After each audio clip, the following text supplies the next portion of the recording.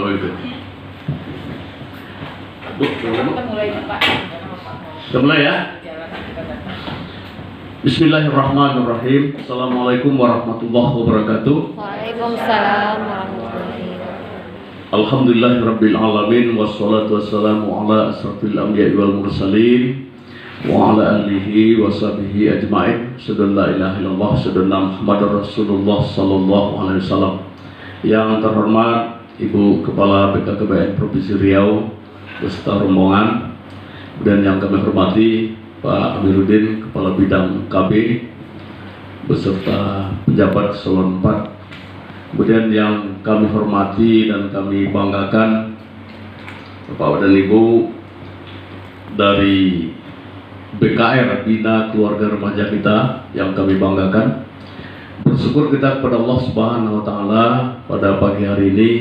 Alhamdulillah kita semua dalam keadaan sehat walafiat dan bisa hadir di tempat yang berbahagia ini dalam rangka mengikuti rangkaian acara pembinaan keluarga, ya Pak, bina keluarga remaja. Yang mudah-mudahan pertemuan kita pada hari ini akan memberikan manfaat dan diridhoi Allah Subhanahu wa Ta'ala. Kemudian selawat dan salam kita sampaikan kepada junjungan alam Nabi besar Muhammad sallallahu alaihi wasallam. Allahumma sholli ala Muhammad wa ala ali Muhammad. Mudah-mudahan kita mendapat syafaat dari beliau di kemudian hari. Tentunya kita tidak bosan-bosan menyampaikan ucapan ribuan terima kasih dan penghargaan yang setinggi-tingginya kepada Ibu Kepala BKKBN yang telah 2 hari berada di Kabupaten Kuantan Sengingi, dan kehadiran beliau kemarin kita bertemu dengan PIK remaja, dan hari ini kita insya Allah akan bersilaturahim dengan kader BKR kita, Bina Keluarga Remaja. Nah, tentunya kehadiran Ibu sekali lagi akan memberikan dan menambah semangat kita, terutama di dalam membina para remaja kita di dalam hal menuju kehidupan keluarga berkualitas. Kemudian dapat kami sampaikan kepada Ibu bahwa kita punya BKR 47 ya, BKR di Kabupaten Kuantan Sengingi yang sudah PN. Nah, kemudian tentu kita berharap dengan kemajuan informasi teknologi, nah kita berharap Pak Amir ini terus bertambah, dan kita berharap BKR kita itu tidak hanya terbentuk begitu saja, tapi memang ada aktivitas dan kegiatan. Maka kita lihat kalau selama ini mungkin alasan kita COVID, ya sebenarnya itu tidak menjadi alasan ya Bu ya. Nah, jadi carilah kegiatan-kegiatan yang positif sehingga remaja-remaja kita ini bisa kita bimbing, kita arahkan untuk menuju SDM yang berkualitas. Dan ini mungkin salah satu harapan kita semua, karena memang remaja ini adalah calon generasi penerus untuk Kabupaten Kuantan Sengingi dan Republik Indonesia. Inilah program BKKBN ini, kalau kita lihat memang diakui dari dulu sampai sekarang. Bahkan kalau kita lihat sekarang pembinaan kehidupan keluarga itu Pak Jokowi lebih percaya kepada BKKBN ya Bu. Nah, kita sebagai bagian dari itu, kita di Kuantan Sengingi sebagai perpanjang tangan dari Ibu, tentu sinergisitas kita di dalam memajukan program Bangga Kencana ini tentu harus dengan semangat. Apalagi kader-kader remaja kita itu cukup ramai, dan kalau kita persentase itu mungkin termasuk yang paling banyak persentase usia remaja itu. Jadi oleh karena itu kepada kader-kader ya, saya berharap memang kalau kita bayar memang belum seimbang ya Bu dengan apa yang kita tapi insya Allah tugas kita ini tugas mulia ya, tugas mulia, dan tentu harapan kita tidak hanya dunia tapi juga akhirat. Nah, kalau berhasil nanti para remaja ini berdasarkan binaan kita, tentu Allah Subhanahu wa Ta'ala akan menilai ya, apa yang kita lakukan sebagai amal ibadah. Kemudian kepada Ibu, sekali lagi kami sangat mengharapkan Bu, arahan, kemudian bimbingan dan pembinaan, mungkin tidak hanya saat ini dan berkelanjutan, sehingga para kader ini Bu punya bekal untuk melakukan tugas-tugas yang kami sampaikan tadi. Mungkin itu sebagai pengantar dari kami, dan selanjutnya kepada Ibu kami memberikan waktu yang seluas-luasnya, dan juga kepada para kader. Ini sebuah momen yang sangat berharga bagi kita, dan mari kita gunakan momen ini. Jarang ya Kepala BKKBN provinsi itu ya hadir bersama kita. Kalau selama ini mungkin yang turun hanya Kabid, Pak Amir, ini Ibu langsung. Nah, itu saya katakan kemarin dalam PIK remaja bahwa kita ini kalah sama semangat Ibu ya. Ibarat lari kendaraan, saya sampaikan kemarin Ibu udah lari 100, kita masih slow gitu ya. Nah, jadi kalau sekarang kecepatan Ibu sama dengan kecepatan di jalan tol yang ke Dumai itu sekarang. Nah, mari kita ikuti ya. Mungkin itu Bu sekedar pengantar. Sekali lagi kami minta maaf kalau selama Ibu di Konten Singgi, mulai dari kedatangan kemarin, penyambutan, kemudian pelayanan kami selama Ibu di sini, ya memang Konten Singgi ini belum punya tempat yang representatif Bu. Ya, hotel kita belum punya yang bagus Pak Amir ya. Nah, kemudian termasuklah aula tempat pertemuan kita ini kita sulap aja nih. Ya, ruang Pak Amir kita jadikan aula. Memang Bu, saya insya Allah di APBD Perubahan kemarin di Bapeda, saya minta aula di atas satu yang representatif, sehingga kehadiran Ibu ke sini ini bisa nyaman gitu kan. Nah, oleh karena itu terhadap kelemahan-kelemahan dan kekurangan-kekurangan itu saya mewakili kawan-kawan sekali lagi mohon maaf yang sebesar-besarnya. Kemudian selanjutnya Bu, saya juga mohon maaf karena ada kegiatan lain yang tidak bisa diwakili. Nah, ini sifatnya pribadi, tentu saya tidak bisa mengikuti sampai akhir, tapi mudah-mudahan proses di sana tidak lama, dan mungkin nanti akan saya serahkan kepada Pak Amir. Kemudian kepada Pak Amir selaku Kepala Bidang KB, saya mohon Pak Amir arahan-arahan Bu yang terpenting tolong kita catat dan kita tindak lanjuti segera, karena memang dari informasi Ibu ini masih banyak kekurangan-kekurangan kita, terutama di dalam capaian KB ya. Nah, kemudian dari peserta non MKJP yang masih rendah Pak Amir, dan kita berharap termasuk kader-kader kita ya di BKR, saya mohon bantuan juga karena kita kan di desa-desa ya. Nah, tolong kerjasama kita di dalam capaian ini, karena indikator keberhasilan Ibu ini ya, capaian ini kalau kita tidak tercapai di Korsing, tentu nanti Ibu secara provinsi juga tidak tercapai. Dan MKJP alhamdulillah kita sudah melebihi 100%. Jadi inti Pak Amir, kalau perlu mungkin dalam bulan depan kita agendakan pertemuan dengan PLKB kita. Kemudian yang kedua, saya minta Bu Wisda tolong dibuat grup Paskes ya, WA Paskes. Dengan itu nanti saya memotivasi lah, minimal nanti memotivasi untuk di dalam hal pelaporan dan koordinasi mereka. Karena secara kenyataan di lapangan Bu, capaian kita itu sebenarnya berjalan dengan baik, tapi dalam pelaporan ini kita lemah ya.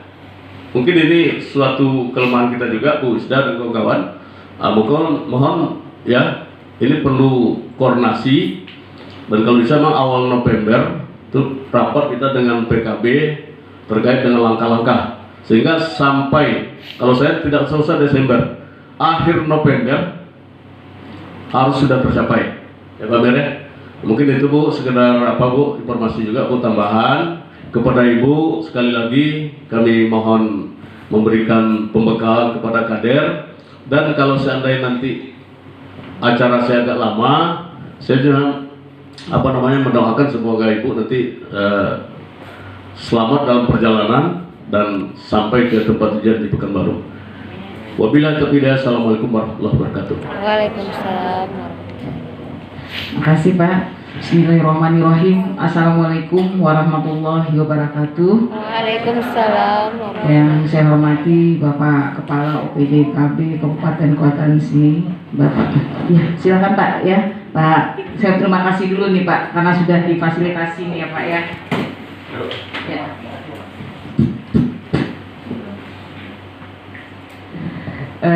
Yang kami hormati KB, kantor OPD KB Kabupaten Kuantan Singingi, Pak Amiruddin beserta jajaran. Yang saya hormati Widya Iswara kita, Pak Remon, Widya Iswara perwakilan BKKBN Provinsi Riau, beserta teman-teman dari Sub Bina Ketahanan Remaja perwakilan BKKBN Provinsi Riau. Dan yang sangat saya cintai dan saya sangat banggakan, Ibu, juga ada Bapak kayaknya ya, ada Bapak dan Ibu kader BKR Kabupaten Kuantan Singingi yang berbahagia. Puji dan syukur marilah kita panjatkan kepada Tuhan Yang Maha Kuasa, karena atas limpahan rahmat dan karunia-Nya di pagi yang cerah ini, kita semua masih diberi nikmat kesehatan, nikmat kekuatan, sehingga kita dapat hadir di ruangan ini dalam rangka kita nanti berbagi ya. Kita berbagi, saya yakin Ibu sudah, karena sudah kader BKR ya, sudah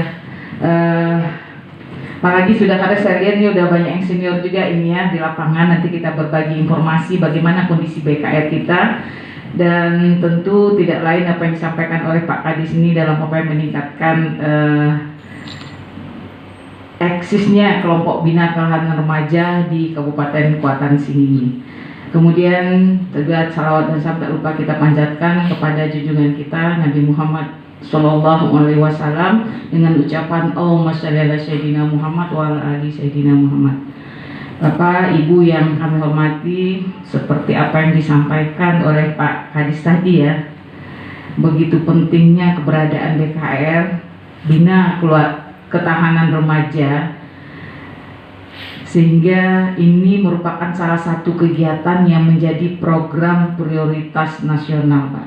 Nah, program prioritas nasional itu dievaluasi setiap bulannya, dan kemarin sampai evaluasi bulan Agustus datanya Pak, kita Riau itu sasarannya masih rendah. Dan masih rendah, apa sasarannya itu artinya kelompok bina ketahanan remaja dan PIK remaja yang mendapatkan ya edukasi tentang PESPRO dan gizi, terutama untuk remaja putri. Karena kita tahu ya, pembentukan keluarga kecil yang berlokalitas, ya silakan Bu, silakan. Tentu dimulai dari keluarga ya Bu ya, untuk masyarakat mewujudkan negara yang berkualitas tentu dimulai dari keluarga. Nah, keluarga ini tentu keluarga muda, dan kita tahu yang hamil itu perempuan ya Bu ya. Nah, yang hamil perempuan terutama remaja putri, maka mereka perlu dibekali dengan PESPRO dan gizinya, dan yang menghamili tentu bapak-bapak laki-laki, sehingga alhamdulillah memang kader BKR Pak. Ya, di BKR mana itu Pak? Di? Alhamdulillah, terima kasih Bapak ya. Dan tentu sekali-kali kami atas nama jajaran perwakilan BKKBN Provinsi Riau mengucapkan terima kasih nih kepada Bapak, Ibu ya selaku kader BKR, karena apa yang disampaikan tadi, kalau kita melihat dari kesejahteraan mungkin tidak sebanding dengan apa yang Ibu perbuat, karena Bapak Ibu merupakan garda terdepan kami ya. Tanpa ibu-ibu, tanpa bapak-bapak, apa yang menjadi program yang sudah ditargetkan di nasional untuk kita tidak akan mungkin tercapai tanpa kerjasama ibu semua. Dan alhamdulillah di pagi yang cerah ini ya Pak ya, ini Bapak Ibu sudah hadir sebelum waktu kita tentukan jam 9. Nah, tentu kita masih menunggu ya teman-teman kita yang belum hadir. Pak Amiruddin mungkin masih dalam perjalanan, kita tunggu. Dan sekali lagi, karena begitu pentingnya masalah remaja, karena kita dihadapi oleh berbagai permasalahan saat ini ya di lingkungan kita sendiri, banyak permasalahan-permasalahan remaja yang dihadapi oleh para remaja anak-anak kita, sehingga itu tadi seperti kami sampaikan menjadi program prioritas pada saat ini, karena mereka lah yang akan membentuk keluarga-keluarga muda, yang akan membentuk keluarga-keluarga kecil, yang akan melahirkan SDM yang berkualitas. Nah, kami ingin tahu dulu di sini kelompok yang kita nggak perlu takut ya, jujur aja Ibu ya, mana kelompoknya yang belum aktif. Kan minimal berapa pertemuan Ibu? Minimal kan 1 kali 1 bulan. Nah, kami ingin tahu informasi, ada nggak kelompok kita di sini memang belum aktif. Mungkin kita cari solusinya. Kenapa? Ingin tahu dulu Ibu. Nggak apa-apa, nggak usah takut Ibu, nggak usah malu, silahkan Bu, saya kelompoknya belum, apa sih masalahnya? Atau permasalahan itu perlu kita apa bersama ya Pak Amir ya? Ada nggak Bu? Atau sudah aktif semua? Iya, aktif Bu. Nah, silakan Ibu. Kami dari Kacamata Kuantan Mudi dari BKR Ransai. Ya. Kami mungkin kegiatan kami berbarengan dengan PR itu kayak mana tuh Bu? Apa dipisahkan atau sama? Waktunya bersamaan pertemuannya Bu. Apa kegiatannya? Misalnya contoh kegiatan PKM apa, PIK-nya apa contoh Bu? Nah, kalau PIK-nya kan di bidang apa, gotong royong bikin toga, atau kami sambilan di situ dengan kader-kadernya dengan penyuluh-penyuluhnya gitu, atau dipisahkan antara PR dengan si BKR-nya gitu. Iya, kita samakan persepsi kita dulu ya Bu ya. Nah, kita samakan persepsi kita dalam pendekatan program genre kita kan untuk ketahanan keluarga ini kan salah satunya kita sekarang berbicara genre ya Bu ya di BKR dan PIK. Kita kan melakukan dua pendekatan ya karena begitu pentingnya, begitu besarnya perhatian pemerintah hal ini BKKBN sehingga program kita untuk remaja ini adalah program genre generasi berencana di mana pendekatannya kita lakukan melalui dua. Pertama adalah melalui kelompok Bina Keluarga Remaja yang ibu-ibu sekarang kadernya. Nah, Bina Keluarga Remaja ini anggotanya adalah ibu-ibu atau keluarga yang mempunyai anak remaja umur 10 sampai 24 tahun dan belum menikah. Nah, kita samakan persepsi kita ya Bu ya.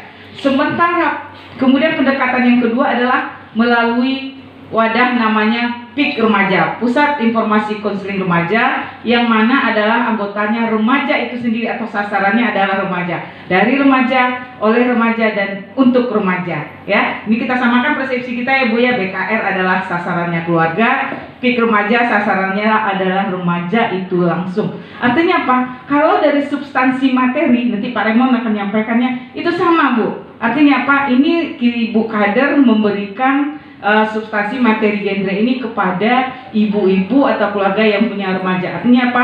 Supaya bisa mereka laksanakan nantinya di keluarga mereka. Nah, ini ke remajanya langsung. Jadi substansinya materinya sama. Nah, kalau kegiatannya itu kan berarti berbeda sasaran ibu. Satu ibunya, satu anaknya langsung. Nah, kalau PIK remaja kan dari remaja, oleh remaja, dan untuk remaja. Artinya apa? Dia yang langsung mengelola. Ada pendidik sebayanya di sana, ada konselor sebayanya. Artinya pendidik sebaya dari remaja itu sendiri dia membagi informasi kepada teman-temannya. Kemudian konselornya kalau ada misalnya anggotanya yang bermasalah atau perlu konseling, nah konselor sebaya itulah yang nanti memberikan konseling kepada teman-teman remajanya. Jadi kalau kegiatannya saya rasa kalau waktunya bersamaan ya Bu ya. Pertemuannya itu bersama. Iya, enggak masalah, tapi kan sasarannya beda kan Ibu.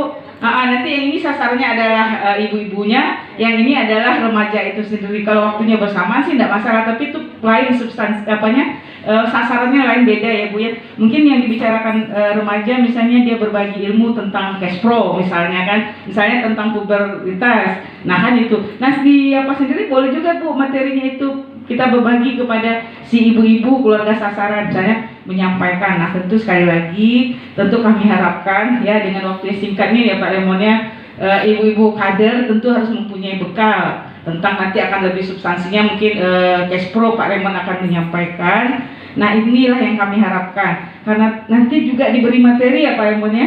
Ibu-ibu juga nanti kita beri buku, nanti itu bisa sebagai pegangan.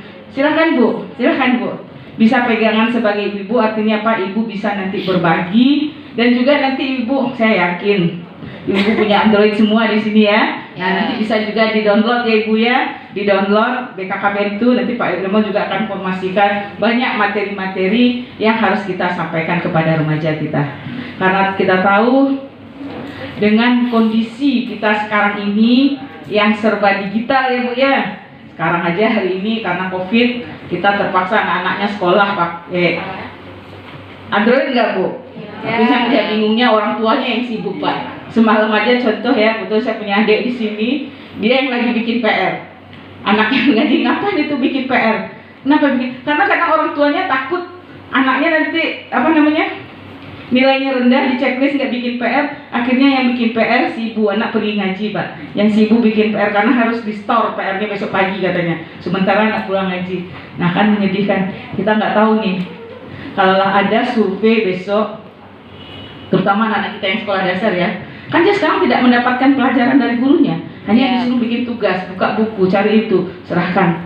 Diajar saja di depan tatap muka belum tentu bisa terima, apalagi lewat itu. Nah itu kondisi yang ada pada saat ini. Nah termasuk ya Bu ya, tapi bagaimanapun karena kondisi kita tahu pandemi sekarang itu harus daripada tidak sama sekolah. Ini anak saya juga kuliah ya Bu ya, kuliahnya di Padang, sekarang dari sini Pak, daring. Nah kalau itu sih masih penting dia tatap muka dengan dosennya lewat HP atau lewat YouTube atau lewat Zoom ya. Nah kalau anak SD nggak kebayang sama saya, nggak ada kan tatap muka. Tatap muka kan sekarang nggak ada Bu. Ada nggak yang masih punya anak SD Bu? Ada. Masih ada tatap muka Bu? Nggak ada. Nggak ada kan Bu? Nggak ada. Kali dikasih PR ya Bu ya? Iya. Nah, PR suruh halaman sekian, nggak kebayang. Sementara materi tidak dapatkan sama anak-anak kita. Nah dengan kondisi yang ada pada saat ini, apalagi anak-anak sekarang semua sudah pegang HP Android ya Bu ya. Nah kita tahu banyaknya permasalahan-permasalahan sehingga BKKBN merupakan salah satu lembaga yang diembatkan untuk melaksanakan pembangunan keluarga berkualitas. Karena kenapa? Berbicara keluarga berkualitas, kalaulah remaja kita dengan berbagai permasalahan, adanya narkoba, ada anak-anak kita yang melakukan penyimpangan seksual, adanya. Nah ini dengan kondisi yang ada pada saya tentu ini akan mempengaruhi terhadap pembangunan atau tujuan negara kita pada saat ini untuk mewujudkan keluarga-keluarga berkualitas. Nah sejalan dengan itu, karena BKKBN di akhir tahun 2019 ya melakukan survei, ternyata setelah dilakukan survei terutama kepada remaja, dengan jumlah remaja hampir 30% pada saat ini, mereka tidak mengenal BKKBN secara utuh. Artinya apa? Dia mengenal BKKBN itu hanya berurusan dengan kontrasepsi, itu enggak Pak? Bapak tahunya BKKBN selama ini ya Pak? Ya, BKKBN mungkin urusannya kontrasepsi.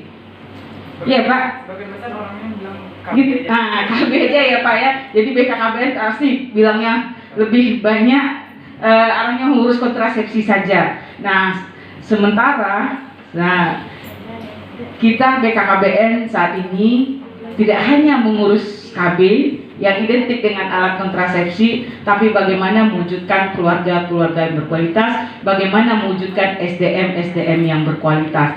Sehingga karena tidak mengenalnya Pak, terutama para remaja dengan jumlahnya yang cukup besar pada saat ini, BKKBN harus merubah, jadi melakukan rebranding, melakukan perubahan menuju cara baru. Tentu tidak yang cara lama akan ditinggalkan menuju cara baru dengan kondisi sekarang, contoh yang serba digital. Yang sekarang kan kita kenal dengan 4.0 ya Bu ya, 4.0. Pernah Ibu dengar ya, 4.0. Sekarang saja sudah mau menuju 5 ya. 4.1.0 belum tersosialisasi secara utuh ya Pak ya. Nah sekarang kita mau menuju 5.1.0. Nah itu tentu BKKBN harus merespon ini, dan ini BKKBN melakukan rebranding untuk generasi baru dengan cara barunya, dia hadir. Nah itulah dulu mungkin Ibu mengenal namanya program kita adalah program KKBPK ya Bu ya. Nih Ibu pernah mendengar ya Bu ya, dulu KKBPK, Kependudukan, Keluarga Berencana dan Pembangunan Keluarga. Sekarang dengan mengikuti ya apa yang kami sampaikan tadi, berubah menjadi Bangga Kencana, Pembangunan Keluarga, Kependudukan dan Keluarga Berencana. Jadi pembangunan keluarga lebih didahulukan, dikedepankan. Keluarga berencana hanya bagian untuk mewujudkan keluarga-keluarga yang berkualitas tersebut ya. Jadi perlu kita samakan persepsi kita ya Bu ya. Jadi sekarang namanya program Bangga Kencana, dan juga dulu kita salam BKKBN. Bu tahu apa salam BKKBN Bu? Apa dulu Bu? 2 anak cukup ya Bu ya. Nah, kalau dulu kan 2 anak cukup ya Bu. Sekarang salam BKKBN itu berencana itu keren. Salam milenial nggak nih Bu? Remaja kita ya Bu ya. Nah, kita coba salam BKKBN. Nah, masih belum ada semangatnya lagi Bu. Semangat Bu, biar lagi ya Bu ya. Salam BKKBN. Nah, terima kasih, tepuk tangan untuk kita semua ya. Nah. Jadi berencana, jadi BKKBN dengan cara baru hadir ya, perencanaan, mengedepankan perencanaan ya. Karena kalau semua sudah direncanakan, insya Allah tentu akan mendapatkan hasil. Jadi kalau semua, contoh para remaja, karena kita bergabung di BKR ya, kapan remaja itu sekolah, kapan dia bekerja, kapan dia membantu orang tua. Jangan ujung-ujung setelah selesai kuliah bekerja langsung menikah ya. Tentu dia harus membantu orang tuanya terlebih dahulu, kemudian baru dia menikah ya. Nah ini contoh perencanaan. Nanti setelah dia menikah, punya anak berapa jarak anak pertama dan kedua ya, kapan, dan itu semua butuh perencanaan. Itu yang kita harapkan. Jadi mulai dari penyiapan kehidupan, sehingga judul kegiatan kita ini adalah fasilitasi penyiapan ya. Bagaimana peran BKR, bagaimana peran PIK remaja dalam penyiapan kehidupan bagi remaja. Nah tentu perlu kita berikan tentang pengetahuan cash pro-nya dan pengetahuan gizinya ya untuk para remaja tersebut. Nah kemudian dengan salam tadi, berencana itu keren. Karena kenapa BKKBN melakukan perubahan? Karena ingin menyesuaikan dengan kondisi yang ada pada saat ini. Tentu harus bisa melakukan adaptasi dengan kondisi yang ada. Nah ini juga BKKBN lambangnya juga mengalami perubahan ya Ibu ya.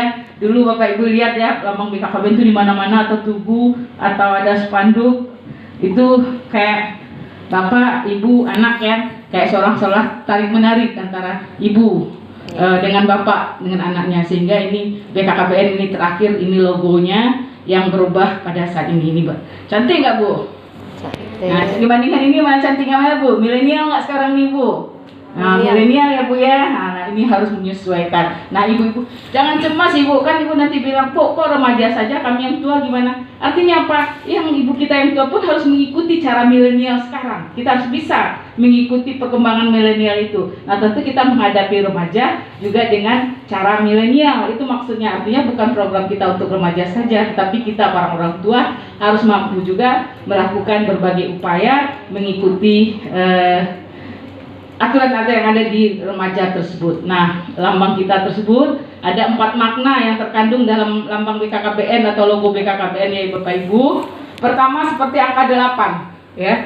Kita lihat angka 8 itu kan tidak ada putusnya Ibu. Kita tidak bisa menemui di mana ini putus titik berhentinya. Jadi artinya apa? BKKBN tidak pernah berhenti, selalu. Jadi sesuai dengan apanya, siklusnya terlalu berhenti, sehingga perencanaan dan pengelolaan yang tepat yang diharapkan ya akan menghasilkan berbagai manfaat dan keuntungan yang sebesar-besarnya untuk pembangunan Indonesia yang unggul di masa datang. Ini apa? Indonesia tidak pernah, BKKBN tidak pernah berhenti mendampingi keluarga-keluarga kita dalam mewujudkan keluarga berkualitas tersebut. Kemudian makna yang kedua adalah simbol cinta. Artinya apa? Keluarga itu harus dibentuk ya dengan perencanaan tadi. Silahkan Ibu, harus dibentuk dengan kasih sayang, dengan hati yang tulus ya, sehingga ini adalah cermin keharmonisan keluarga. Artinya apa? Dia menikah dengan tidak paksaan, ada dukungan kedua belah pihak, orang tua ya, baik laki-laki dan perempuan. Nah itu awal sebuah keluarga, harus dibentuk dengan kasih sayang, harus dibentuk dengan keharmonisan. Ya silakan Pak. Yang ketiga itu adalah simbolnya seperti kupu-kupu. Kalau kita tahu ya Ibu ya, kupu-kupu itu di pembentukannya berproses nggak Bu? Seperti kita kan kenal dulu istilahnya metamorfosis ya Bu ya, dari ulat kemudian menjadi kepompong, kemudian menjadi kupu-kupu yang indah. Nah itulah yang kita harapkan. Artinya apa? Kita ini berproses, akhirnya berproses seperti tadi remaja ya, ada dukungan kedua belah pihak, didasarkan dengan kasih sayang, membentuk keluarga. Nah tentu prosesnya akan indah pada saatnya. Tidak remaja kalau tidak kita bekali dengan cash pro ya, contohnya nanti tentu dia nanti bisa saja kalau dia salah langkah, coba melakukan penyimpangan seksual. Nah ujung-ujungnya apa nanti? Bisa hamil. Nah kalau hamil dia menikah, terpaksa nggak itu Ibu? Ya. Manis nggak pada waktunya? Enggak ya Bu ya. Karena kenapa Ibu? Dari data yang kita dapat ya, perceraian itu faktor tertingginya adalah perkawinan yang dilakukan di usia Tinggi. muda. Itu faktor pertama, tingginya angka perceraian itu disebabkan karena kawin di usia muda. Itu tadi salah satunya bisa disumbang. Silahkan Ibu. Ini kayaknya ibunya dari Kuansing Hilir ya Bu ya. Ketemu lagi ya Bu. Ya Bu. Nah, ingat ya Bu ya. Bu, janji saya kemarin kan Bu saya tepati. Ya Simpang Raya, saya ingat betul. Karena ibunya katanya Mas Pak Remon, dia aktif di BKR gitu kan, dia butuh bekal. Nah, alhamdulillah ya Ibu ya, Ibu hadir di sini. Makanya dari tadi saya cari dari kemarin Bu. Karena saya janji sama Ibu ya Pak Amir ya. Ada Ibu, alhamdulillah Ibu hadir di sini Kampung KB Simpang Raya ya Bu ya. Nah, saya tepati Bu janji saya Bu. Langsung saya bawa yang ahlinya ke sini Bu, narasumbernya Pak Remon kita nih Bu ya. Oke. Nah, yang keempat arti simbolnya itu adalah merangkul. Ya, kita lihat Ibu ya. Seperti merangkul ini memiliki arti bahwa BKKBN selalu bertekad untuk merangkul setiap individu, setiap keluarga-keluarga kita dalam memfasilitasi untuk perencanaan dalam kehidupannya. Jadi BKKBN tidak pernah berhenti, selalu memfasilitasi, selalu merangkul. Nah, tentu ini semua ibu-ibu di lapangan sangat kami harapkan mendukung apa yang diharapkan dari rebranding dari logo kita pada saat ini. Artinya apa? Tentu kami tidak mungkin langsung semua merangkul keluarga-keluarga kita, melalui ibu-ibu lah selaku kader BKR dapat membantu merangkul keluarga-keluarga kita, terutama keluarga-keluarga yang mempunyai remaja umur 10 sampai 24 tahun yang belum menikah. Karena itu yang menjadi sasaran kita. Ya Ibu ya? Nah, warna BKKBN tidak pernah lari dari biru ya Bu ya, karena BKKBN dibentuk dengan warna biru, karena ini warna biru ini melambangkan semangat ya, melambangkan kebersamaan ya. Ini merupakan warna yang sangat-sangat indah, sehingga dampaknya kebersamaan dengan semangat kita membangun keluarga-keluarga kita di semua lini lapangan.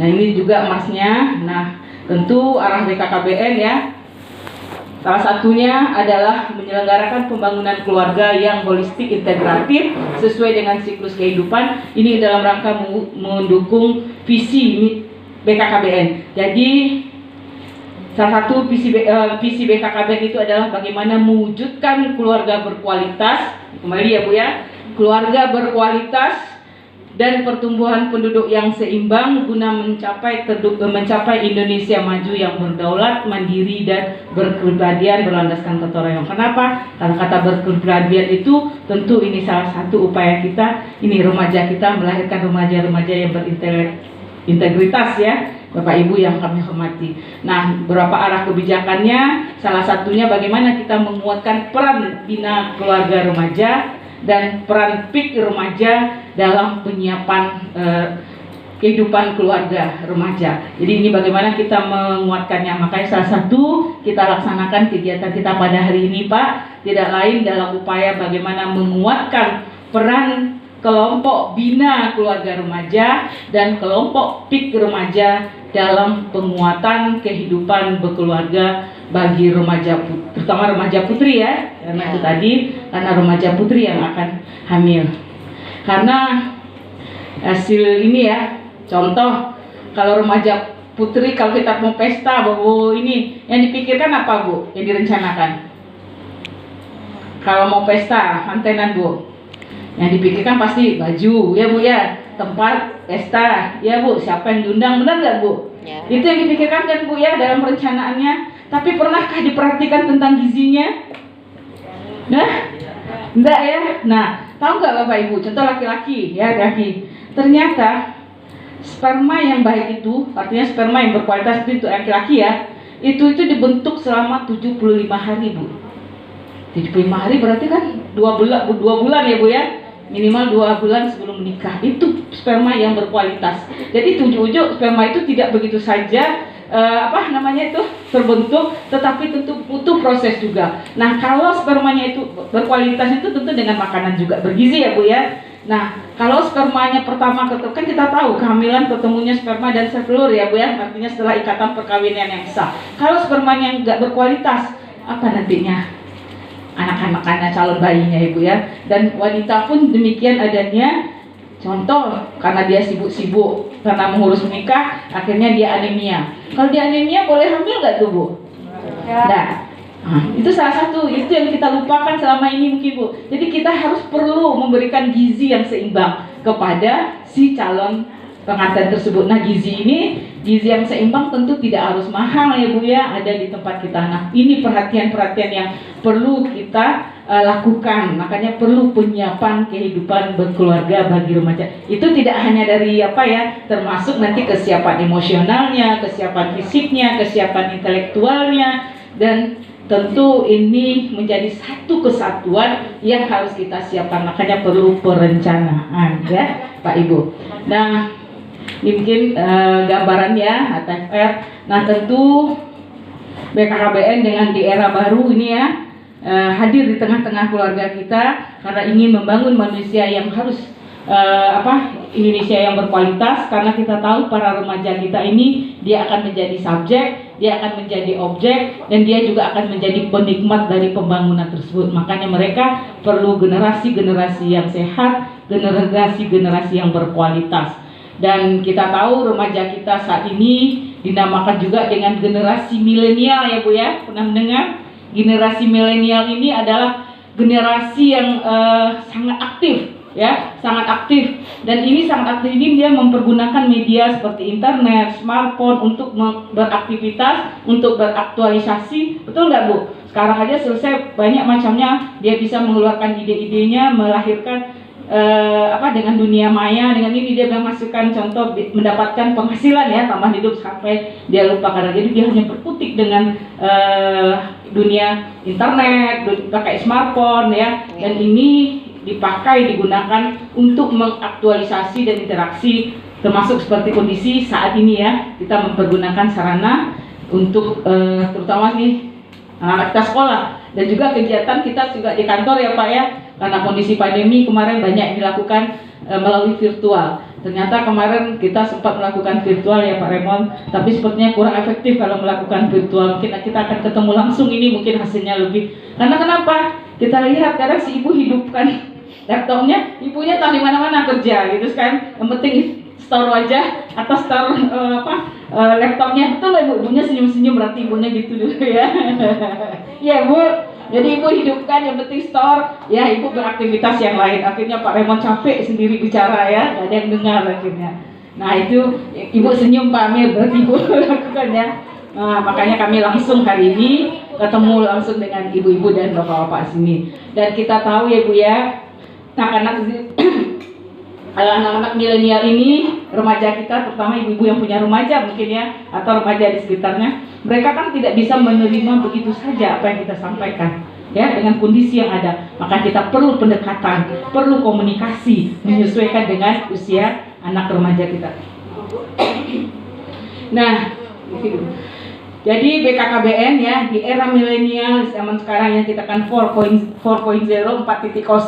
Jadi sekali lagi KB sekarang tidak hanya mengurus masalah kontrasepsi, tetapi bagaimana menciptakan SDM atau human capital yang berkualitas ya, yang sehat, berkualitas dan berintelektual, tentu tadi berkarakter, yang dilaraskan dengan kotoran, artinya apa? Tidak intelektual saja, tidak pintar saja, tetapi juga harus mempunyai akhlak dan perilaku yang mulia. Ini yang kita harapkan. Jadi tidak hanya intelektual dari berpendidikan saja, tapi perilakunya juga harus berakhlak yang mulia. Ini salah satu tujuan yang dilaksanakan oleh BKKBN melalui pembinaan di kelompok PIK Remaja dan BKR. Nah, tentu kita harapkan dengan adanya salah satu proyek prioritas di bidang remaja, karena ini proyek prioritas ini juga ada di kelompok BKB ya Ibu ya, ProPN 1000 hari pertama kehidupan pengasuhannya. Nah, ini kita harapkan kalau anak remaja kita bekali nanti dengan cash pro, dengan gizi ya Ibu ya, terutama di kelompok PIK Remaja dan BKR, kita harapkan bisa menurunkan angka stunting. Ibu pernah mendengar stunting? Apa itu Ibu? Pertumbuhan anak. Terus pertumbuhan anak gimana Bu? Pertumbuhan anak tidak sesuai. Tidak sesuai berarti pendek dia Bu. Nah berarti Pak Habibie stunting dong Bu. Gagal tumbuh, gagal berkembang. Kembang apanya, Pak? Otaknya. Jadi gagal pertumbuhan fisik dan otaknya. Jadi sambung ya Bu ya, kalau gagal pertumbuhan fisiknya saja, berarti saya bilang tadi makanya Habibie enggak ya. Jadi dia sudah pendek, kemudian dia juga bodoh ya. Itu yang dikatakan stunting ini akibat kekurangan gizi dalam masa yang cukup lama. Dan kita tahu ya Bu ya, penanganan stunting ini ada dilakukan namanya melalui pendekatan gizi spesifik dan gizi sensitif. Kalau gizi spesifik itu langsung ditangani oleh Dinas Kesehatan. Kalau gizi sensitif salah satunya adalah BKKBN. Kita di mana? Di pola pengasuhannya. Nah, salah satu pola pengasuhan di remaja juga masuk nih Pak ya. Nah, kalau yang gizi sensitif itu bisa BKKBN, bisa PU Pak, pengairan. Karena misalnya seperti MCK atau air bersih itu mempengaruhi juga terhadap bayi atau anak yang bisa dilahirkan oleh seorang ibu mengalami stunting, gagal tumbuh fisik atau pertumbuhan otaknya. Dan kita tahu ya Bu ya, kalau anak kita stunting itu tidak bisa, bayi kita kalau sudah stunting tidak bisa kita obati. Kalau diobati paling 8-10% cuma perubahannya Bu, tapi dia bisa dicegah. Jadi stunting itu hanya bisa dicegah kapan? Yaitu tadi di 1000 hari pertama kehidupan. Ketika si ibu dinyatakan hamil sampai nanti anaknya umur 2 tahun. Itulah masa yang sangat-sangat perlu perhatian, sehingga dinamakan juga dengan masa emas atau golden period ya, masa yang sangat menentukan. Kalau kita gagal di masa yang 1000 hari pertama kehidupan tersebut, salah satu dampaknya anak yang dilahirkan atau bayi yang dilahirkan bisa mengalami stunting ya. Nah, tentu apa kaitan dengan program kita penyiapan kehidupan remaja tadi? Karena kenapa Ibu? Tadi tujuan program genre nanti kita lihat ya Bu ya, kan pendewasaan usia perkawinan. Minimal 21 tahun perempuan, 25 tahun laki-laki. Karena kenapa Ibu? Dari hasil penelitian hampir 42% anak yang menderita stunting itu dilahirkan oleh ibu yang masih muda. Artinya apa? Ibu yang masih berusia di bawah 20 tahun. Itu salah satu dampaknya. Nah, itulah kaitan dengan program kita hari ini. Tentu para remaja kita harus bisa ya melakukan pendewasaan usia perkawinan ya. Kalaupun kan kita ya terpaksa, kan ada juga keluarga yang maksa nih harus kawin ya. Kita tunda kehamilan anak pertama dulu. Ya, kita tunda anak kehamilan tentu memakai alat kontrasepsi, karena tadi dari segi alat reproduksinya minimal wanita itu 21 tahun. Jadi saya juga baru dapat ilmu Pak Amir. Kebetulan kepala BKKBN kami ini kan dokter SPOG, dokter ya, ahlinya. Ternyata kita tuh sebetulnya yang maha kuasa sini muslim semua, muslim Ibu ya, muslimnya. Ternyata di agama kita juga sebetulnya sudah diatur. Ternyata wanita ini kan minimal itu untuk melahirkan itu kan 20 cm gitu ya. Nah, ternyata terbentuknya itu kita itu tanpa kita sadari, setelah beliau melakukan penelitian ya Ibunya, ternyata di atas 21 tahun secara otomatis tempat keluar bayi itu membesar di usia kita 21 Ibu. Sebelum itu dia tidak tertutup. Jadi sebetulnya sudah diatur oleh Yang Maha Kuasa. Kenapa di atas 20 baru bisa ukurannya bisa sesuai dengan kan minimal 20. Lupa saya 20 apa 10 ya. Nah, itu terbentuknya ketika umur kita setelah di atas 20 tahun Ibu. Berarti kan betul ya Pak ya. Jadi sebetulnya sudah diatur oleh Yang Maha Kuasa. Jadi kenapa seorang wanita itu minimal 21 tahun dia diharapkan bisa melahirkan di atas 21 tahun tersebut. Nah, sekali lagi salah satu upaya kita pada hari ini perlu kita bagaimana penyiapan kehidupan bagi remaja itu tadi, karena remaja yang putri terutama dia yang akan hamil perlu penyiapan. Diharapkan angka stunting bisa dicegah, karena kita tahu sekarang angka stunting itu masih cukup tinggi ya, masih cukup tinggi.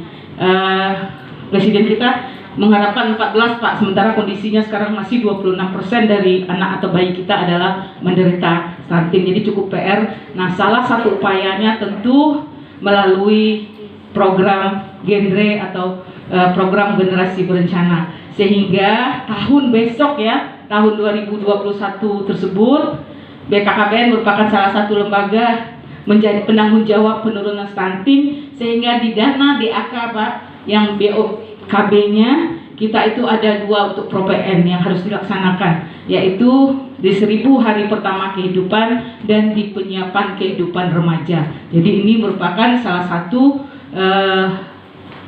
program di dana fisik, dana BOKB ya Pak ya, di dana BO operasional itu harus ada.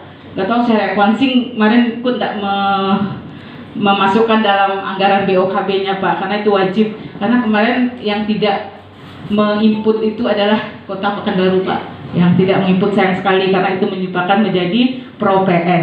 Nah, apa yang harus Ibu lakukan minimal di 1000 hari pertama kehidupan? Ketika si ibu dihamil minimal 4 kali dia harus memeriksa kesehatan ya Bu ya, minimal. Kemudian setelah dia melahirkan, ibu harus memberikan inisiasi menyusui dini. Ingat ya, IMD ya. Karena IMD kenapa? Karena contoh inisiasi menyusui dini itu kan si ibu harus memberikan air susu yang pertama.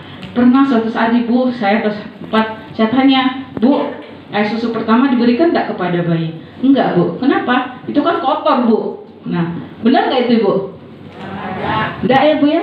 Salah. Nah, itu harus diberikan kepada bayi karena air susu yang pertama, air susu jolong itu dinamakan juga dengan kolostrum. Itu merupakan zat antibodi yang sangat-sangat bagus sekali untuk bayi tersebut. Nah, itu masih ada keluarga kita yang tidak tahu. Nah, itu artinya perlu pola pengasuhan. Kemudian si ibu harus memberikan ASI eksklusif. Berapa bulan Bu? 6 bulan. Boleh diberi makan tambahan Bu? Tidak.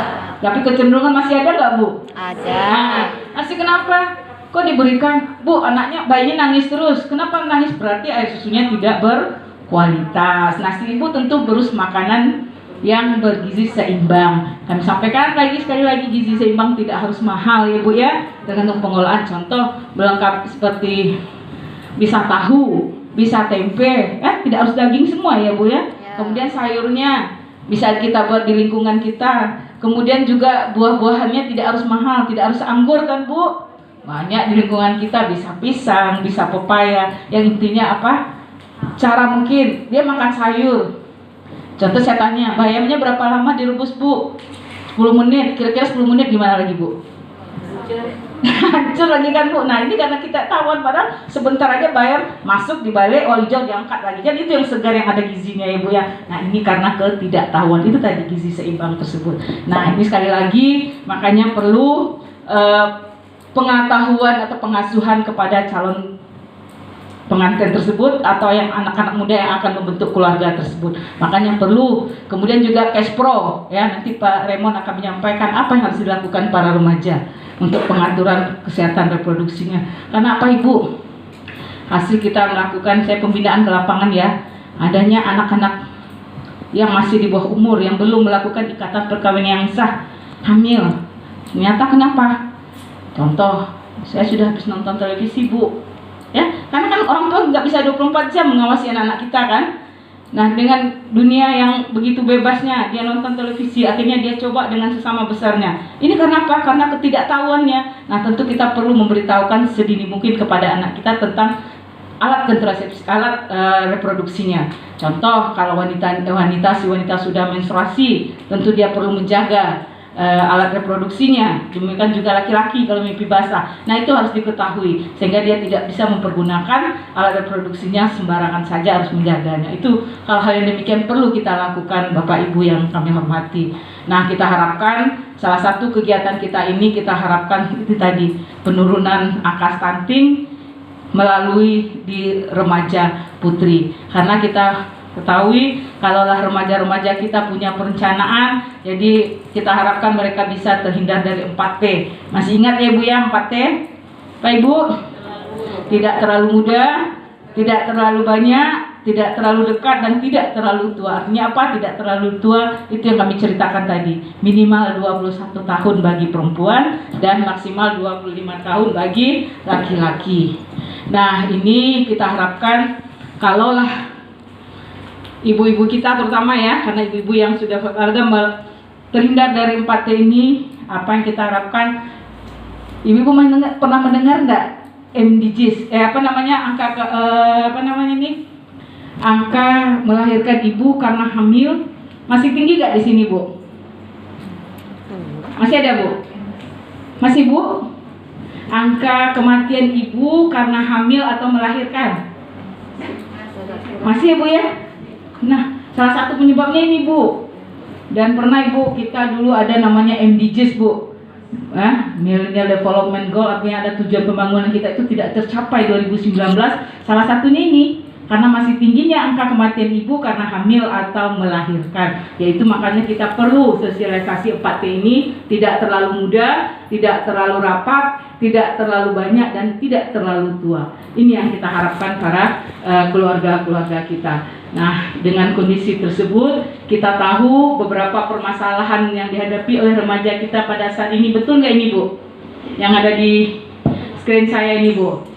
Adanya anak yang masih nikah di bawah umur, ada anak kita yang terlibat dengan narkoba. Sekarang juga negara kita merupakan negara yang darurat narkoba. Betul nggak Bu? Betul. Kalau sudah darurat gimana itu Bu?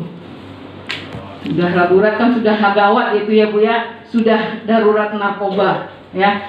Kita nggak tahu, tidak pernah kapoknya, padahal sudah berbagai cara tertangkap ini, tapi mereka tetap melakukan. Nah ini kenapa dia sampai masuk ke narkoba tersebut? Itu tadi karena otaknya tadi itu sudah pertama dia mulai ya diracuni otaknya. Kita lihat bagaimana kalau anak kita diracuni otaknya.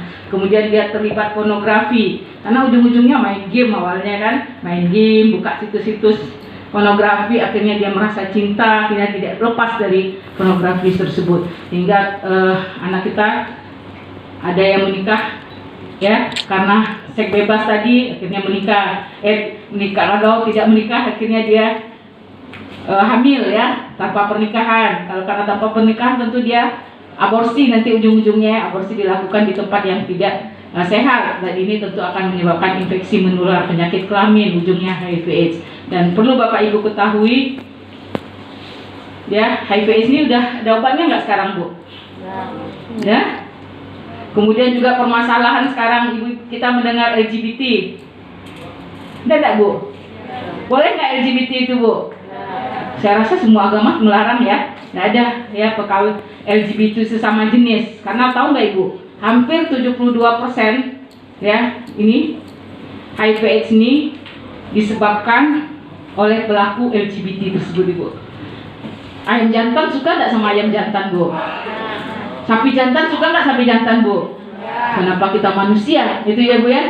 Berarti kita kalau memang suka itu kita di bawah melebihi binatang gitu lagi ya. Binatang saja nggak mau dengan sesama jenis. Nah itu harusnya ya. Saya juga kaget Pak Raymond, saya masih simpan sekarang. Sumatera Barat, nggak usah saya berbicara Sumatera Barat. Hampir setiap kabupaten kota itu punya komunitas. Saya mulanya nggak percaya, tapi setelah saya masuk komunitas, ternyata memang di setiap kabupaten kota. Nah perlu, jadi sekali lagi Bu, ini kita harus waspada Bu. Dengan kondisi yang kita yang ada, yang milenial katanya ini, yang zaman serba digital, kita harus hati-hati kepada remaja kita. Justru sekarang, mohon maaf, dulu kan kita kalau punya anak perempuan takut ya Bu ya, maksudnya takut keluar. Sekarang kita sebaliknya Bu, ya laki-laki. Nah kita punya anak laki-laki yang harus waspada Bu, karena itu yang kita lihat kondisi pada saat ini. Mohon maaf mungkin ya Bapak-bapak, karena itu kondisi yang ada pada saat. Saya mulanya nggak percaya, tapi setelah saya selami, saya coba masuk ke daerah tersebut, mulanya saya nggak percaya ya. Ada suatu daerah, kalau Ibu nggak percaya coba Ibu ke sana, ternyata memang sebuktikan. Jadi saya yakin memang ada mereka tanpa malu-malu. Saya masuk ke kafe tersebut, saya masuk ke tempat-tempat yang dibilang tersebut ya, saya coba menyamar. Ternyata memang iya. Yang mohon maaf ya, paling yang lebih banyak itu laki-laki Pak. Ya, laki-laki saya lihat gitu sekali di tempat yang disampaikan tersebut. Jadi saya bukan kata orang lagi, saya pergi ke sana, saya coba dalami ternyata.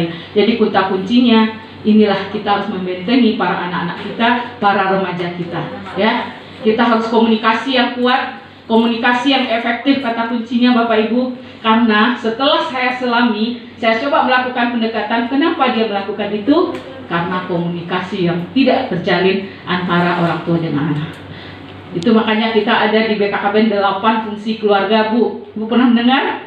Apa itu saja?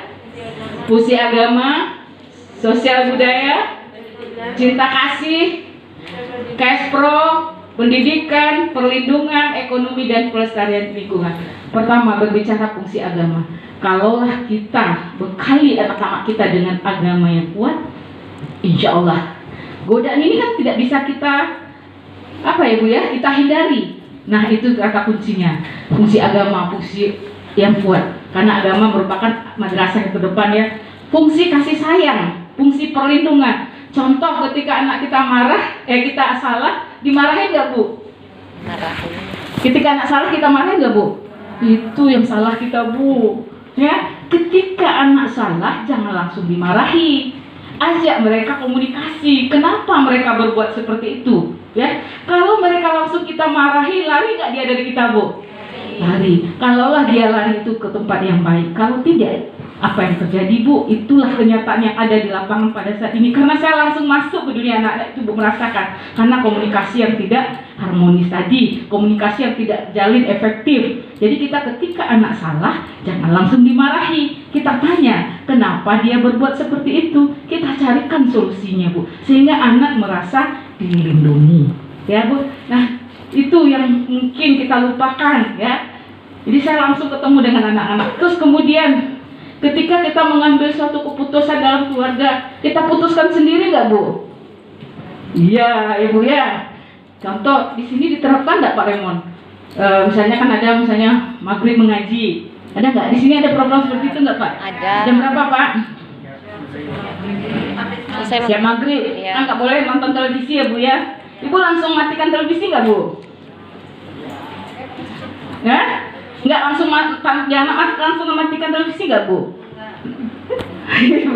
Ibunya ternyata televisinya tetap hidup Pak. Berarti ibu nggak ikuti ya. Ini berarti saya nggak apa ya, mungkin kita saya nggak nuduh sini ya Bu ya. Jadi intinya apa? Ketika misalnya kita program itu, kita harus komunikasi dengan anak kita Bu. Nah, kita kan sekarang ada program dengan komunikasi bahasa santun Ibu kali ya. Program mengaji. Berarti kan kita harus matikan televisi. Kita matikan televisi jam berapa Nak? Nah, kita harus coba berkomunikasi aja. Apapun contohnya keputusan akan kita ambil, kita komunikasikan. Oh, kita harus matikan dari jam 6 sampai jam setengah 8 misalnya. Nah setelah 8 kita hidupkan lagi, tapi kita harus konsekuen, jam 6 sampai jam 8 kita matikan. Nah itu salah satu ya, itu mungkin yang terlupakan. Itu yang saya katakan tadi, anak kita ini kan anak milenial. Kita tidak bisa pungkiri, kita tidak bisa elakkan kondisinya. Dia tidak akan bisa menerima begitu saja kalau itu tidak sesuai dengan keinginannya atau hakikatnya. Nah itu tadi kata kuncinya, komunikasi perlu terjalin. Dan jangan bilang Bu, anak saya jauh Bu, nggak bisa komunikasi. Ibu punya Android kan? Android bisa nggak berkomunikasi di mana saja Bu? Bisa. Bisa. Apa namanya? Bisa Instagram, bisa WA, bisa telepon langsung gitu sih Bu ya. Nah, video call. Nah itu Bu, ini mungkin yang kita uji. Jadi dengan kondisi remaja milenial sekarang, kita harapkan komunikasi itu tadi ya, komunikasi yang efektif dan negosiasi ini perlu kita lakukan. Sehingga ketika anak salah, jangan langsung dimarahi. Nah kita berbicara tadi kan ada 4T, contoh ya. Kita nggak usah jauh-jauh coba Pak, karena kaitannya dengan apa ya? Dengan KB, dengan keluarga berkualitas tadi. Misal kalau tipe rumah kita, tipe rumah sekarang berapa Pak? 36 ya Pak ya? 36 itu berapa kamar Pak? 3, 2. 2 ya rata-rata Ibu ya. Ya. Nah kalau Ibu punya anak 1 laki 1 perempuan contoh ya, dengan bapak, berarti bapak 1 kamarnya. Karena 1 lagi, karena kamarnya cuma 2 tentu Terpaksa di luar 1 untuk perempuan, yang laki-laki tidur di mana Bu? Di luar. Mana Bu? Di ruang tamu, sama dengan motor atau Honda ada Bu? Iya. Kira-kiranya enggak Bu? Iya kan? Bosan enggak tiap hari dia seperti itu Bu? Bosan lah. Akhirnya kemana? Dia lari keluar kan Bu? Nah lari keluar apa? Ya seperti tadi, iyalah kalau dapat keluarganya yang baik. Kalau tidak, nah itulah tadi kaitannya perlu pengaturan kelahiran juga ya Bu ya. Kita ambil pun misalnya yang tipe di atas itu 3, kalau anaknya lebih dari 2 jenis kelaminnya. Nah itu Bu. Jadi kembali sekali lagi, jadi kata kuncinya memang keharmonisan keluarga itu adalah kuncinya adalah komunikasi. Di mana ya Pak Raymond? Ya. Nah ini ya dengan permasalahan remaja, jadi perlu kami sampaikan kepada ibu, kalau anak remaja kita yang awal-awalnya main game, akhirnya dia sudah nanti jatuh cinta dengan pornografi, tahu nggak ibu dampaknya ini? Ibarat mobil yang berlari kencang mengalami tabrakan, kira-kira gimana Bu? Hancur. Hancur lah Bu. Nah ini yang dihancurnya adalah sel otak yang ada di sini nih Bu. Ini dia dibikin hancur dengan kalau dia sudah terbiasa, sudah cinta dengan tersebut. Sehingga kita lihat ya Bu ya, anak yang sudah terlibat akhirnya dia pornografi, dia main game, dia lakukan tidak berbagai cara kalau dia tidak bisa main game Bu. Iya. Ya, Ya. dengan kekerasan ya, karena tidak mendapatkan uang untuk main game, akhirnya dia bisa saja melakukan kekerasan. Nah ini salah satunya, dia tidak bisa kita ajak berkompromi lagi, dia tidak bisa berpikir realistis lagi, dia yang benar, dia yang orang ini salah semua. Nah ini salah satu dampaknya kalau anak kita sudah terpapar dengan yang namanya pornografi tersebut, terpapar dengan narkoba. Kita lihat ya Bu ya, Ya. ada berani membunuh orang tua karena tidak mendapatkan uang untuk membeli barang-barang yang haram tersebut. Nah ini tentu tidak ingin kita inginkan kondisi yang seperti ini. Dan kita tahu kalau anak kita tadi dia bisa saja melakukan hal yang tidak diinginkan, bisa memperkosa orang, bisa melakukan penyimpangan seksual ya, hamil. Akhirnya di luar nikah, akhirnya berdampaknya tidak kebaikan ya. Tentu ujung-ujungnya walaupun dia nanti nikah, punya anak, tentu sebentar cerai.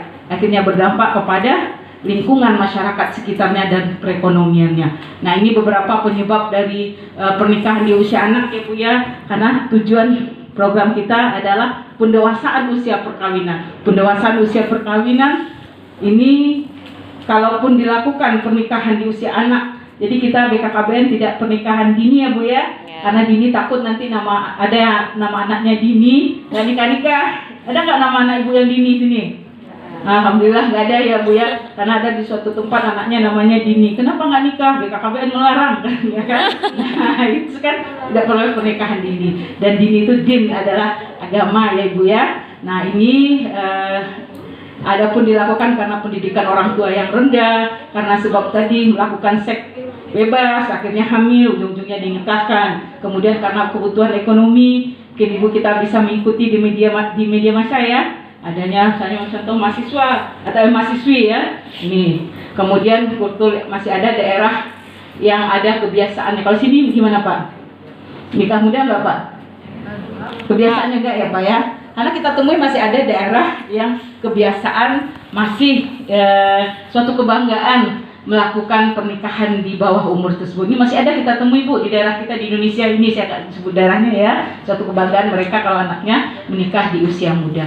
Nah itu kita harapkan tentu dengan program Genre kita bisa dilakukan perencanaan dalam kehamilan dan melahirkan ketika usianya tepat. Nah ini juga ya, Ali bin Abi Thalib ya pernah nyatakan, didiklah dan persiapkanlah generasi penerusmu karena mereka akan hidup pada suatu zaman yang bukan lagi pada zamanmu. Betul nggak Bu? Betul. Kita aja dulu nggak ada Android ya Ibu ya.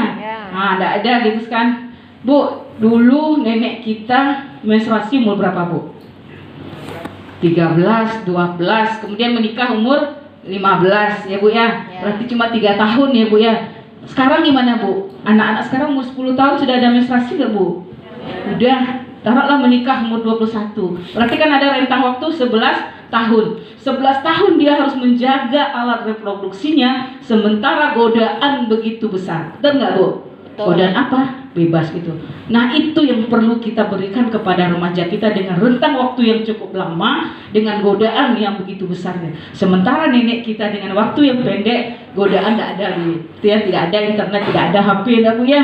Nah itu kondisi yang ada. Sementara ini apa jadinya kalau kita tidak mempersiapkan para remaja kita, remaja yang sehat, remaja yang berkualitas, remaja yang berakhlak tersebut. Ini sesuai juga dengan pesan Ali bin Abi Thalib. Nah untuk itu BKKBN salah satu lembaga yang diembankan untuk membangun keluarga melalui pembinaan ketahanan keluarga, salah satunya di kelompok Bina Keluarga Remaja khusus untuk para remaja kita.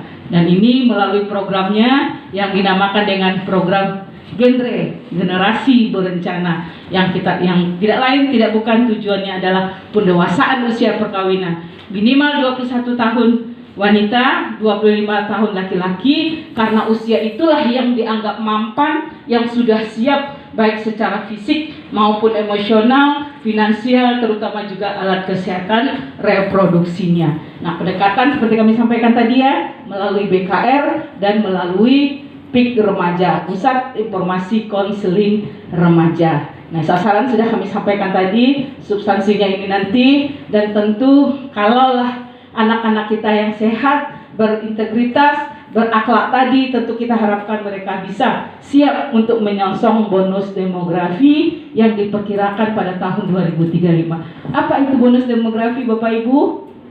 Nah, bonus demografi adalah kondisi atau masa di mana nanti penduduk usia produktif, yaitu penduduk usia 15 sampai 64 tahun lebih banyak daripada usia non produktif. Ini diperkirakan nanti 2035. Kalau penduduk usia produktif yang banyak ini tidak dibekali dengan SDM yang berkualitas, tentu ini akan menjadi malapetaka. Ini tanggung jawab kita bersama saat ini, Bu, karena mereka remaja-remaja kita inilah yang akan melahirkan atau meraih bonus demografi tersebut. Sehingga remaja kita harus mempunyai nilai daya saing, harus mampu belajar, harus mampu berorganisasi, harus mampu bersosialisasi. Jadi dia tidak hanya belajar pengetahuan saja, tapi dia juga harus bisa berorganisasi untuk mengaktualisasikan keterampilannya. Dia mampu mengambil keputusan, dia mampu bernegosiasi, salah satunya di kelompok PIK Remaja tersebut, Pusat Informasi Konseling Remaja. Jadi dengan adanya perencanaan tadi, kita harapkan para remaja kita siap dengan 10 dimensinya ini. Siap secara usia, siap secara fisik, siap secara mental, siap secara finansial ya. Karena bagaimanapun finansial sangat menentukan. Karena juga kita lihat ya Bu ya, perceraian yang di usia muda salah satunya juga dipengaruhi oleh faktor finansialnya. Kemudian kesiapan moral, kesiapan emosi, kesiapan interpersonal, keterampilan dan intelektual. Jadi keterampilan contoh masih ada nggak Bu? Kita temui sekarang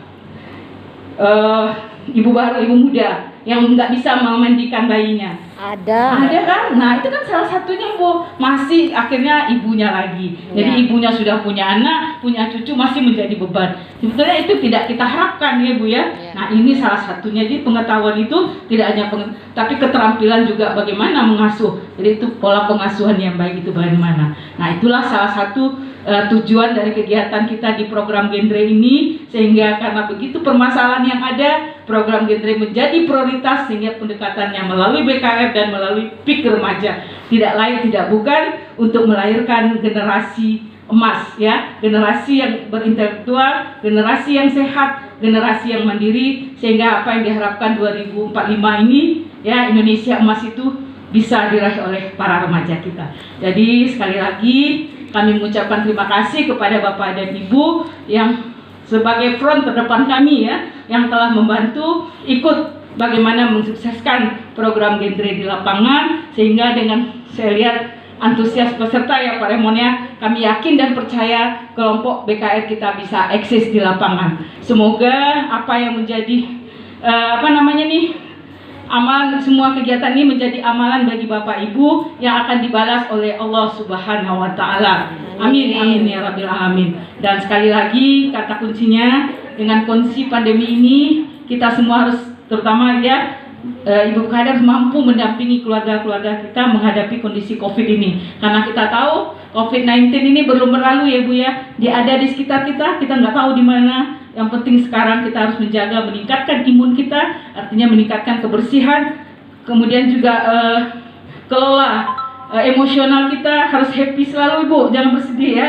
Dan juga protokol kesehatan harus kita laksanakan, pakai masker, cuci tangan ya. Kita menghindari kerumunan. Sekarang kan kita jaga jarak ya Bu ya, makanya kita atur, kita harus berjaga jarak. Dan tentu mari kita berdoa kepada Yang Maha Kuasa, semoga kita semua selalu dalam lindungannya dan terjauh dari namanya wabah COVID-19 ini. Amin amin ya rabbil alamin. Mungkin itu yang bisa kami sampaikan. Banyak maaf. Billahi taufiq wa hidayah. Wassalamualaikum warahmatullahi wabarakatuh. Waalaikumsalam.